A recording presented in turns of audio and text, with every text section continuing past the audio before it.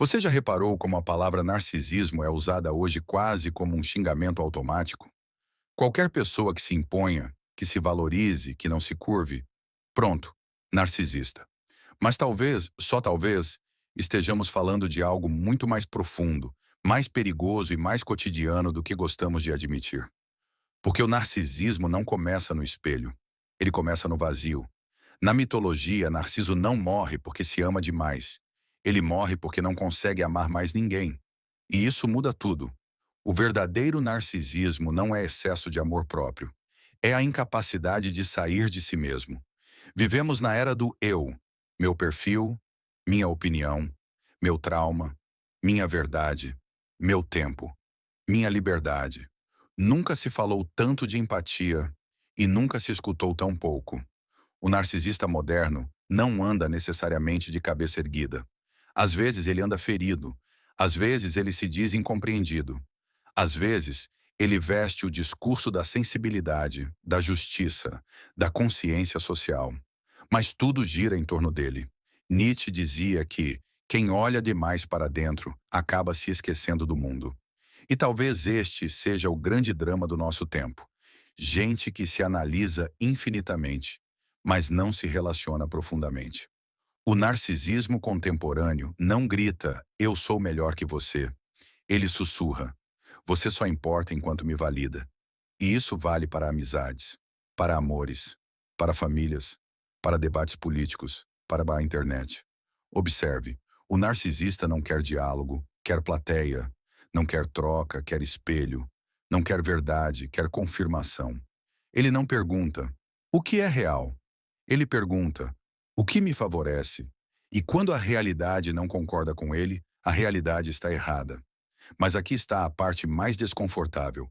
O narcisismo não é um problema dos outros. Ele é uma tentação diária. Todos nós somos convidados, o tempo todo, a nos colocar no centro, a transformar cada dor em espetáculo, cada opinião em dogma, cada crítica em ataque pessoal. A diferença entre um ego saudável e o narcisismo é sutil, mas decisiva. O ego saudável sabe ouvir. O narcisismo não. O ego saudável se sustenta no silêncio. O narcisismo entra em pânico quando não é visto. Por isso o narcisista não suporta a indiferença. Ele prefere ser odiado a ser ignorado, porque o ódio ainda confirma sua existência. Jean-Paul Sartre dizia que o inferno são os outros. Mas talvez o inferno do narcisista seja justamente não conseguir sair de si para encontrar o outro de verdade. Ele ama a própria imagem, mas detesta o próprio interior. Por isso precisa de aplausos, por isso precisa de likes. Por isso precisa vencer discussões que não levam a lugar nenhum. Porque quando o barulho acaba, sobra o silêncio. E o silêncio revela o vazio. E aqui está o ponto mais cruel. O narcisista quase sempre se sente sozinho. Mesmo cercado de pessoas, ele não se conecta, ele se impõe, não se entrega, ele controla, não ama, ele utiliza. E quando o outro deixa de refletir a imagem que ele espera, o outro se torna descartável.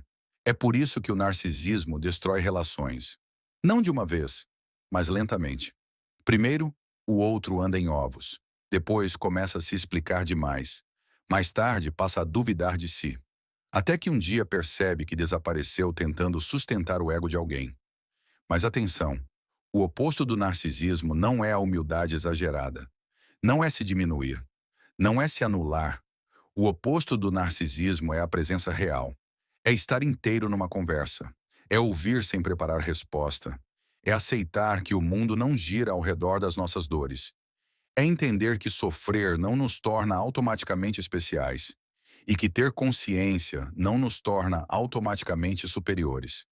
Talvez a maior prova de maturidade filosófica hoje seja esta: conseguir dizer, eu estava errado, sem sentir que o chão desapareceu. Conseguir ouvir uma crítica sem transformá-la em ataque. Conseguir amar sem exigir admiração constante. Narciso não morreu porque se amava demais. Ele morreu porque confundiu o reflexo com realidade. E essa é a grande armadilha do nosso tempo.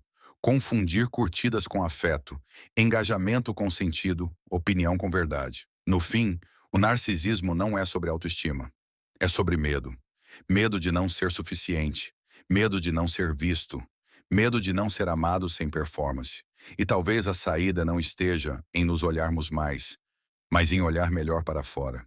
Porque só quando o eu deixa de ser o centro absoluto é que o outro finalmente aparece. E quando o outro aparece de verdade, o espelho perde o poder. E talvez, só talvez, seja aí que começamos a viver.